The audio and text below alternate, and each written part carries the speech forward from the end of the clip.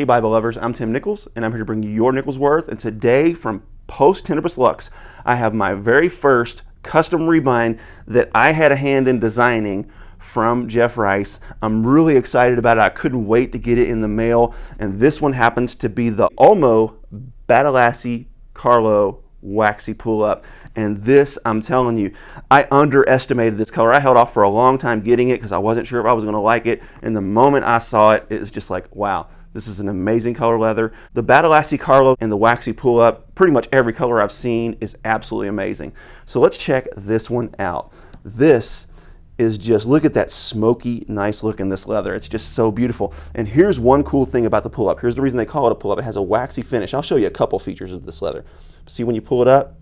Oh, isn't that just cool? And then when you let it go, smooth it back over. Here's another cool feature of this leather. Okay, I'm just gonna put a little scratch in it. And that would normally be detrimental. But because of this waxy finish, that's all you do is give it a little rub, and after a few minutes, boom, it's gone.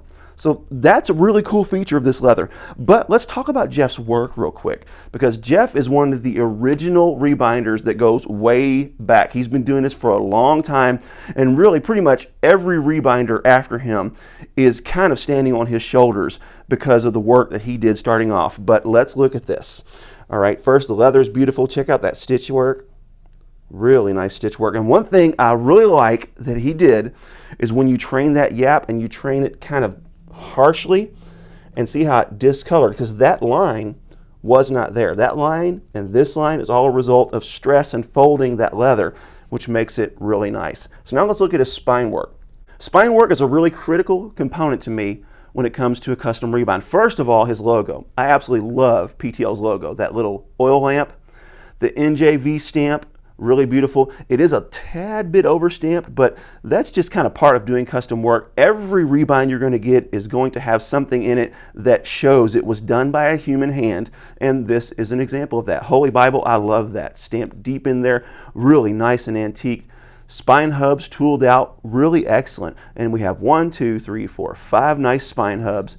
No extra tool work, but I think this leather doesn't really need tool work because you got that line right there. I think a tool line here would have really taken away from what was going on. So now let's take a look at the liner and some of his corner work. This is a Napa Lamb liner, kind of a chocolate brown.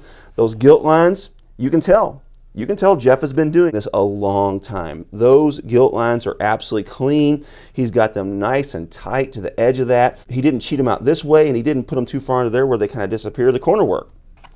That's one way you can tell someone's experience is their corner work. That corner work is excellent. Those pleat lines are absolutely perfect. Now let's take a look at the measurements. And this is another area where rebinders tend to struggle, is the measurements. And I told him I did not want a full yap. So here we have just shy of a full yap. It's absolutely perfect for this width and size of a Bible. So when you get all the way around, you can see there's probably 1/8 of an inch-ish all the way around. Generally speaking, I give them a margin of error of about 1/8 of an inch before I really say anything.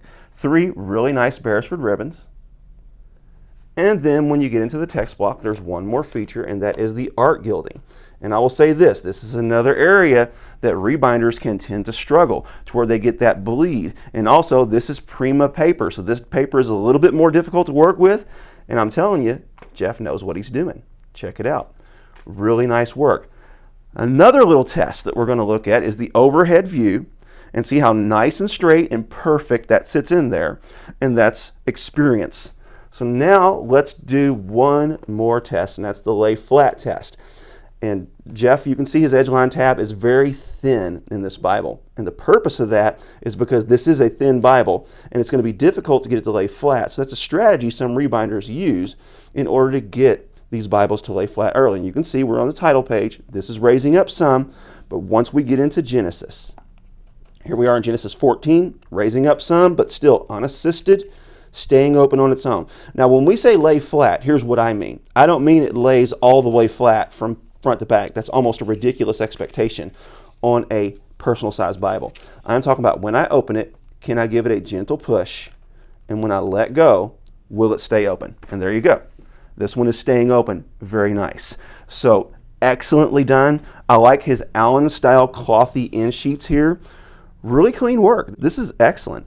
Jeff did a phenomenal job on this. This is my NJV. This is my next read through. And this one keeps some of the Hebrew renderings transliterated instead of translated. And it also does not translate the divine name in the Old Testament. This is one I'm really looking forward to reading, and I'm really excited to have it in a very nice cover. Thank you, Jeff. Thank you for the work that you've been doing for so many years, and thank you for paving the way for so many rebinders to be able to enter the game. It's because of you that we're where we're at. God bless you. Keep calm. Jesus on. This is your Nicholsworth.